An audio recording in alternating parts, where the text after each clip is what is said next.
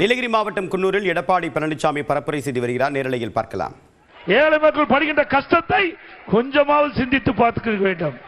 ஆனால் இதே அனைத்து இந்திய அண்ணா திராவிட முன்னேற்றங்கள் ஆட்சி இருக்கின்ற பொழுது, விலைவாசி உயர்கின்ற பொழுது, இந்த விலைவாசி கட்டுப்படுத்துவதற்காக இந்த விலைவாசி கட்டுப்பாட்டு நிதி என்ற ஒரு நிதியை 100 கோடி ஒதுக்கி எந்த உணவுப் பொருள் விலை ஏறுகிறதோ அந்த உணவுப் பொருள் எந்த மாநிலத்தில் குறைந்த விலைக்கு கிடைக்கிறதோ அங்கே போய் கூட்டுறவுத்துறையின் மூலமாக அந்த பொருளை கொள்முதல் செய்து தமிழ்நாட்டுக்கு கொண்டு வந்தது விற்பனை செய்து விலை ஏற்றத்தை தடுத்து நிறுத்திய அரசாங்கம் அதிமுக அரசாங்கம்.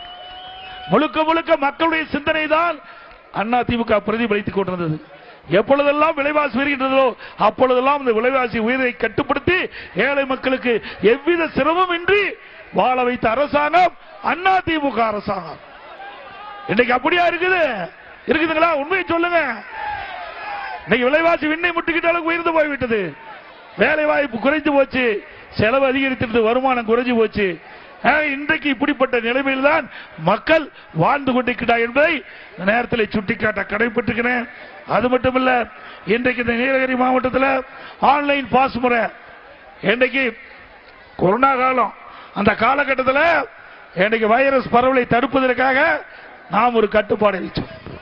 மீண்டும் திராவிட முன்னேற்றங்கள் ஆட்சிக்கு வந்த பிறகு கொரோனாலாம் படிப்படியாக குறைஞ்சாச்சு. ஆனா நீதிமன்றத்தில் சரியான முறையில் வாதாடாத காரணத்தினால சரியான வழக்கறிஞரை வைத்து இதற்கு முன்னுரிமை கொடுத்து இதை நீதிமன்றத்தில் சரியான முறையில் வாதத்தை எடுத்து வைத்திருந்தால் இப்படிப்பட்ட நிலைமை ஏற்பட்டிருக்காது. ஆனால் குறிப்பிட்ட அளவு வாகனம் தான் இன்றைக்கு ஊட்டிக்கு செல்ல வேண்டும் என்ற ஒரு நிபந்தனையை இன்றைக்கு நீதிமன்றம் தீர்ப்பளிக்கப்பட்டு விட்டது.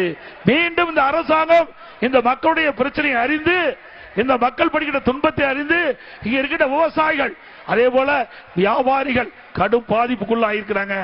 இன்றைக்கு இந்த இருக்கிற வியாபாரிகள் எல்லாம் இன்றைக்கு அந்த சீசன்ல அவர்கள் பிழைப்பை நடத்தி கொண்டிருக்கின்றார்கள். அந்த சீசன்ல இருக்கின்ற வருமானம் தான் அந்த ஒரு வருஷம் அவருடைய குடும்பத்தை காப்பாற்றிக் கொண்டிருக்கிறது. ஆனால் விடியா திமுக அரசு சரியான முறையில் நடவடிக்கை எடுக்காத காரணத்தினாலே அந்த சீசன் டைம்ல ஒரு குறிப்பிட்ட வாகனம் தான் மலையிலே செல்ல வேண்டும், அது இ பாஸ் தேவை என்ற ஒரு உத்தரவை போட்ட காரணத்தினாலே இன்றைக்கு 6000 வாகனத்துக்கு மேல் சீசன் டைம்ல இங்கே மலை பகுதிக்கு வர முடியாது. 6000 வாகனம் தான் வரணும்.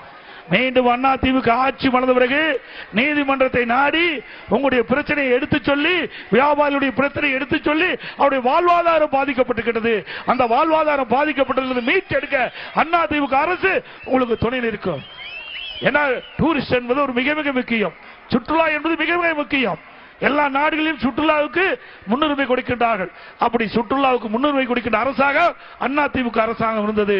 ஆனால் விடியா திமுக அரசு பொறுப்பேற்ற பிறகு சரியான முறையிலே நீதிமன்றத்திலே மூத்த வழக்கறிஞரை வைத்து வாதாடி இருந்தா இதற்கு தீர்வு கண்டிருக்கலாம். ஆனால் அவர்கள் அதை கண்டுகொள்ளாத காரணத்தினால் இன்றைக்கு ஊட்டி நீலகிரி மாவட்டத்தில் இருக்கின்ற இன்றைக்கு குன்னூர் ஆகட்டும், கூடலூர் ஆகட்டும், உதவி ஆகட்டும், எல்லா பகுதியில் இருக்கின்ற வியாபார பெருமக்கள் கடுமையாக பாதிக்கப்பட்டிருக்கிறார்கள். அந்த பாதிப்பிலிருந்து அதிமுக அரசு உங்களுக்கு மீட்டெடுப்பதற்கு அனைத்து வகையிலும் துணை நிற்கும்.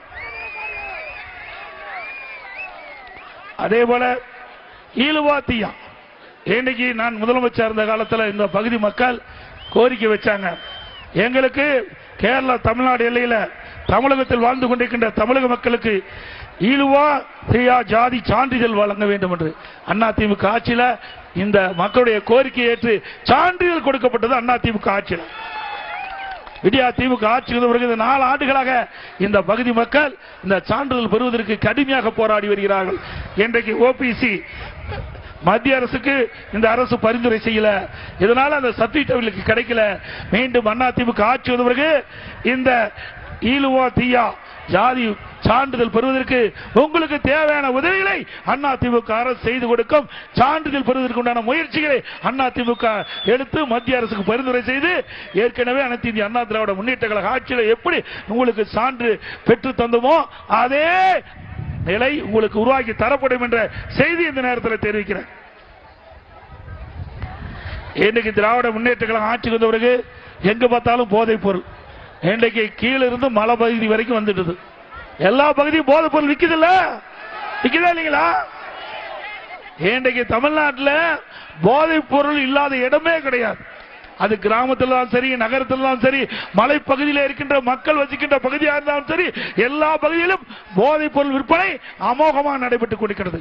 இதனால் மாணவர்கள், இளைஞர்கள், பொதுமக்கள் இந்த போதைக்கு அடிமையாகி சீரழியக்கூடிய நிலை தமிழகத்தில் உருவாகி இருக்கின்றன. இந்த நிலையெல்லாம் மாற வேண்டும் என்று சொன்னால் மீண்டும் அனைத்து இந்திய அண்ணா திராவிட முன்னேற்ற கழக அரசு 2026ஆம் ஆண்டு நடைபெற்ற தேர்தலில் உங்கள் மூலமாக வெற்றி பெற்று இந்த தமிழகத்தில் போதைப் பொருள் இல்லாத மாநிலமாக உருவாக்க நீங்கள் துணை நிற்க வேண்டும் என்று அன்போடு இந்த நேரத்தில் கேட்டுக்கிறேன். இன்றைக்கு போதைப் பொருள் விற்பனை